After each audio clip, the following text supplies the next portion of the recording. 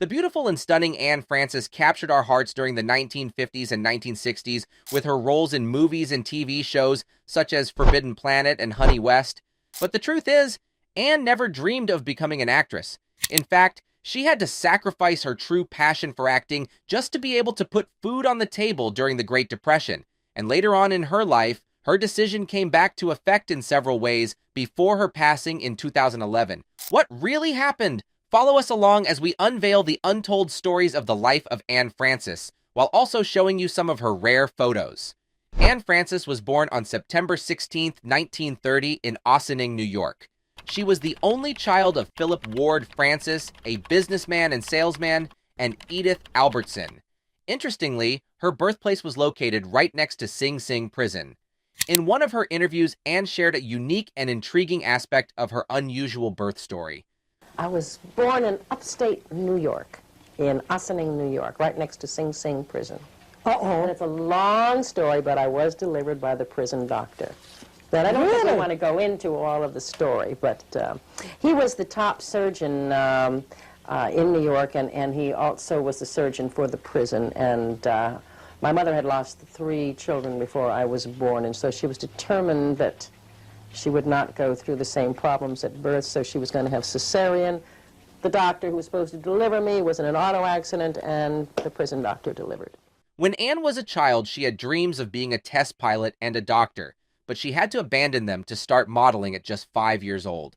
It was the time of the Great Depression, and things were really tough for lots of families. So she saw modeling as an avenue to help her family and support them in any way she could to put food on the table. I had back and forth. I had 2 desires. One was to become a test pilot when I grew up, and the other was to become a doctor. Never happened, as you can see. Did you? A test pilot doctor, now that would be kind of interesting, don't you think? Yes. Oh, well, there's still time. I'm still alive. I can work at it. When she was 11 years old, she got on a big stage on Broadway. She acted as a young Gertrude Lawrence in a play called Lady in the Dark. She was so good that people liked watching her.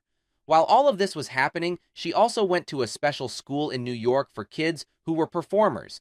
Anne had quite an experience as a child model that wasn't encouraging, but she didn't give up.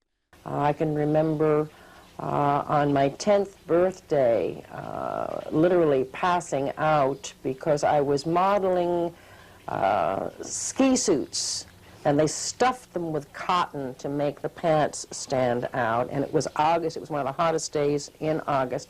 And they had us on white cotton in Central Park to make it look like snow. And then in those days, the lights that they used were just incredibly hot. And I just passed out. Later on in her life, the kind folks at Metro-Goldwyn-Mayer noticed Anne's beauty with her blue eyes and wavy blonde hair. This was after the Second World War, a time when the world was recovering. She got to play some small roles as a young girl in a few not-so-famous movies, but nothing big enough to give her her big break. Feeling upset about the lack of chances and the way MGM treated her, Anne decided to go back to New York in 1950, hoping for better opportunities. Then, something important happened that would begin the snowball effect of opportunities for Anne. A person named Darryl F. Zanuck from 20th Century Fox saw Anne's potential. He noticed her after she played a role in a small movie called So Young, So Bad in 1950, where she played the role of a troubled young girl who was trying to be alluring but had problems.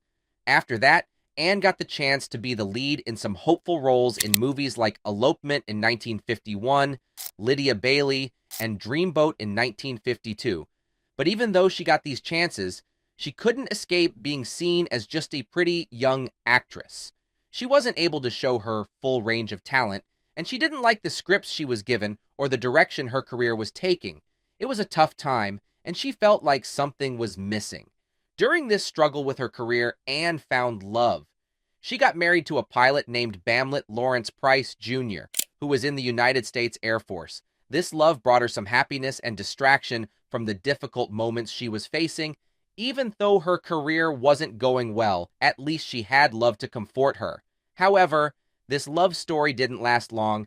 They ended up getting divorced in April 1955. Despite all these tough times, Anne managed to land some of the most important roles of her career in the mid-1950s.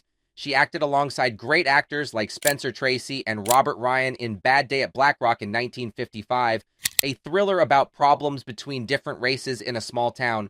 She also played a rebellious student next to Glenn Ford in Blackboard Jungle, a movie about problems with young people and how to teach them right from wrong. And then there was Forbidden Planet in 1956, where she played Altaira, a character living on a faraway planet. This science fiction movie became a classic and inspired later films like Star Wars and Star Trek. Feeling frustrated with her status as a contract player at Metro-Goldwyn-Mayer, MGM, Anne decided to shift her focus back to television. During that time, transitioning from film to television was often seen as a setback for an actor's career. However, Anne believed that television was a valuable platform and made the choice to pursue opportunities there. She reflected that in the past, actors were typically categorized by whether they worked in film or television, but today, those boundaries have blurred. Turning to television was a turning point for Anne. It offered her a fresh start, new opportunities, and a chance to take on diverse challenges. She became a part of numerous popular TV shows that showcased her acting skills in different roles. Some of these shows included iconic titles like The Twilight Zone, Alfred Hitchcock Presents, The Alfred Hitchcock Whore, Route 66, The Virginian, Mission, Impossible, and Columbo, among others. Embracing television revitalized Annie's career and allowed her to exhibit her versatility as an actress in various roles across different genres. Despite the initial challenges she faced, her move to television ultimately proved to be a wise decision that showcased her enduring talent and ability to adapt to changing industry dynamics. While her career was getting better, Anne also gave love another try. She got married to Robert Abeloff in 1960. They welcomed their daughter, Jane Elizabeth Abeloff, on March 21st, 1962. However, this marriage didn't work out either, and they got divorced in 1964. After that, Anne never got married again. While she was nursing her heartbreak, something wonderful happened that brought happiness to Anne's life. She got her own TV show, Honey West, where she played a clever and confident detective. This show was groundbreaking because it had one of the first female action heroes on television.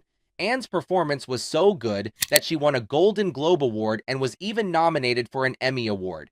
She did a lot of her own stunts on the show, which was rare for actresses back then. Sadly, even though she finally found some excitement after her divorce, the show got canceled after just one season because not enough people were watching it and there were money issues. But this setback didn't stop the good things from coming. Anne Francis continued to make her mark in the entertainment world. After winning the Golden Globe Award, Anne Francis remained a steady and valued presence in numerous television movies over the next few decades. She appeared in titles such as The Intruders, Haunts of the Very Rich, Little Mo, and A Masterpiece of Murder. While she was enjoying her fame and success in her career, Anne did something truly special. In 1970, she adopted a child named Margaret Maggie West. This was a significant adoption because, at that time, it was quite uncommon for unmarried individuals to be granted adoption rights in California, and hers was the first. Anne Francis's journey wasn't just limited to her acting roles. She also left a mark as an author and as a person who sought deeper meaning and connection in life. She published an autobiography titled Voices from Home and Inner Journey. On the cover of the book, she expressed that it was a spiritual exposé, delving into the essence of human existence, the inner workings of the mind and spirit, and their contributions to our personal growth. She shared her own spiritual journey and experiences in this book. She was inspired to write the book by her own quest for spiritual growth and understanding. In the book's introduction, she described it as a way to explore the hidden aspects of mind and spirit that are often overshadowed by the public image and the camera's focus. She hoped to reach others who were interested in their own inner journeys and to share insights into mysticism, psychic phenomena, and the hidden realities of our essence. Anne Francis expressed that the book was about finding one's voice from home, that inner voice of guidance and connection to something greater, often referred to as the voice of God within or the voice of the soul. She wanted her readers to be inspired by her journey and discover their own paths of growth and self-discovery.